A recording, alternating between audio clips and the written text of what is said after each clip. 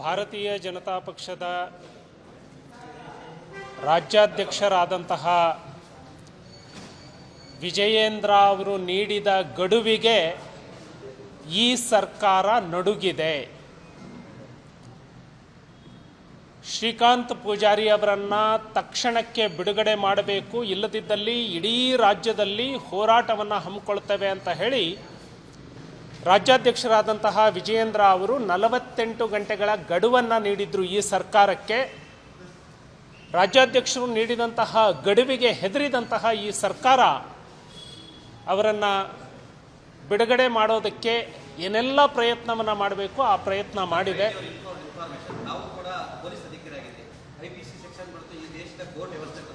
Court ಬಿಡುಗಡೆ ಮಾಡಿದ, ಸರ್ಕಾರ ಬಿಡುಗಡೆ ಮಾಡಿದೆ ಸರ್. ಇದು ಕೋರ್ಟ್ ವ್ಯವಸ್ಥೆ ಸರ್ಕಾರದ ವ್ಯವಸ್ಥೆ ಅಂದ್ರೆ ಕೋರ್ಟು ಸರ್ಕಾರದ ಮರ್ಜಿಲಿದೆ ಅಂತ ಅರ್ಥನ. ಇವರೇ ನೀವು ಪೊಲೀಸ್ ಸಬ್ ಇನ್ಸ್ಪೆಕ್ಟರ್ ಆಗಿರ್ತಾರೆ, ನಿಮಗೂ IPC ಸೆಕ್ಷನ್ಗಳು ಬರೆದಂಥವ್ರು, FIR ಬರೆದಂಥವ್ರು. ಇದು ಹೆಂಗೆ ಹೇಳ್ತೀರಾ? ಒಂದು ಕೋರ್ಟನ್ನು ನೀವು ಅಣಗಿಸ್ತಂದೆ, ಒಂದು ಕೋರ್ಟಿನ ಪ್ರೊಸೀಜರ್ನ ತಾವೊಬ್ಬ ಜನಪ್ರತಿನಿಧಿಯಾಗಿ ಅಡಗಿಸ್ತಂದೆ ಸರ್.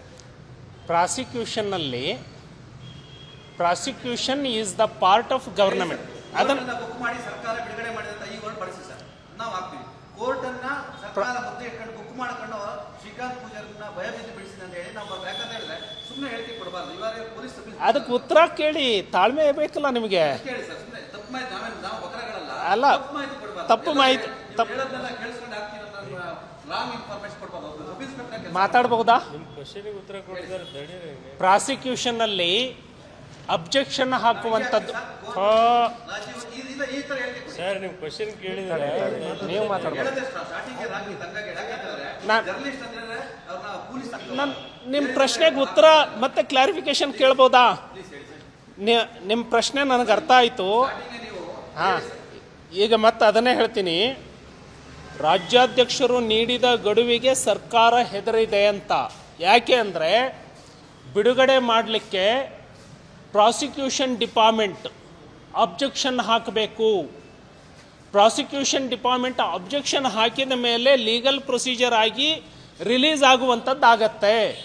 ಇಲ್ಲಿ ಅಬ್ಜೆಕ್ಷನ್ ಹಾಕುವಾಗ ಪ್ರಾಸಿಕ್ಯೂಷನ್ ಡಿಪಾರ್ಟ್ಮೆಂಟಿಗೆ ರಾಜ್ಯ ಸರ್ಕಾರ ಸ್ಪಷ್ಟವಾದಂತಹ ಸೂಚನೆಯನ್ನು ಕೊಡ್ತು, ತಕ್ಷಣ ಅವನು ಬಿಡುಗಡೆ ಆಗಬೇಕು.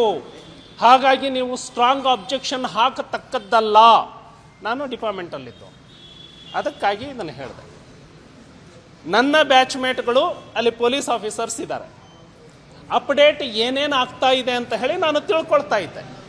ಹಾಗಾಗಿ ಶ್ರೀಕಾಂತ್ ಪೂಜಾರಿ ಅವರು ರಾಜ್ಯಾಧ್ಯಕ್ಷರು ಕೊಟ್ಟಂತಹ ಕರೆ, ಇನ್ನೂ ತೀವ್ರವಾದಂತಹ ಹೋರಾಟ ನಡೆಯುತ್ತೆ. ಹಾಗಾಗಿ ಪ್ರಾಸಿಕ್ಯೂಷನ್ ಡಿಪಾರ್ಟ್ಮೆಂಟಿಗೆ ಸ್ಪಷ್ಟವಾಗಿ ಸರ್ಕಾರ ಸೂಚನೆಯನ್ನು ಕೊಡ್ತು, ತಕ್ಷಣಕ್ಕೆ ಶ್ರೀಕಾಂತ್ ಪೂಜಾರಿ ಬಿಡುಗಡೆ ಆಗುವಂಥದ್ದಕ್ಕೆ ಸ್ಟ್ರಾಂಗ್ ಅಬ್ಜೆಕ್ಷನ್ ಹಾಕತಕ್ಕದ್ದಲ್ಲ.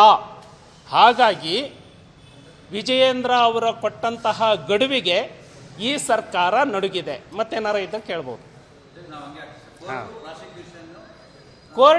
ಕೋರ್ಟ್ ಬೇರೆ, ಪ್ರಾಸಿಕ್ಯೂಷನ್ ಬೇರೆ, ಕಾನೂನು ಇಲಾಖೆ ಬೇರೆ. ಅರ್ಥ ಆಯಿತು?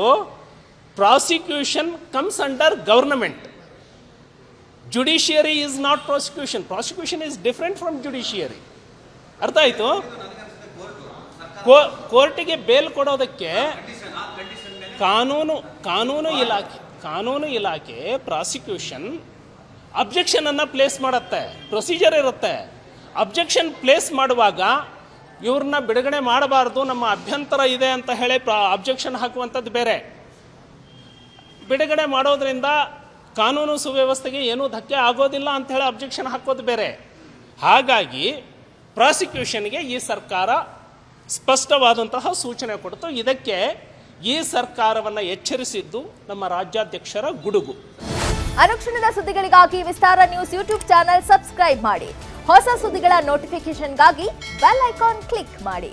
ಲೇಟೆಸ್ಟ್ ಅಪ್ಡೇಟ್ಸ್ಗಾಗಿ www.vistaranews.com ವೆಬ್ಸೈಟ್ಗೆ ವಿಸಿಟ್ ಮಾಡಿ. ಅಂಗೈಯಲ್ಲೇ ಜಗತ್ತಿನ ಸುದ್ದಿ ತಿಳಿಯಲು ವಿಸ್ತಾರ ನ್ಯೂಸ್ ಕನ್ನಡ ಆಪ್ ಡೌನ್ಲೋಡ್ ಮಾಡಿ.